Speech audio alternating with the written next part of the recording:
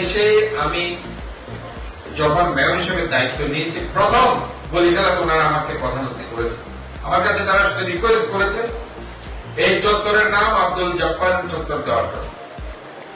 আমি সানন্দে রাজি হয়েছি যে ইনশাআল্লাহ মহান রব্বুল আলামিন আমাকে যেহেতু এই দায়িত্ব দিয়েছে, এই চত্বর অবশ্যই আমি চেষ্টা করব এটাকে আব্দুল জব্বার চত্বরে পরিণত করার জন্য। এবং আজকে আমার অত্যন্ত আনন্দ লাগছে, খুশি লাগছে যে এটাকে একটা দৃষ্টিনন্দন চত্বর আমরা পরিণত করেছি।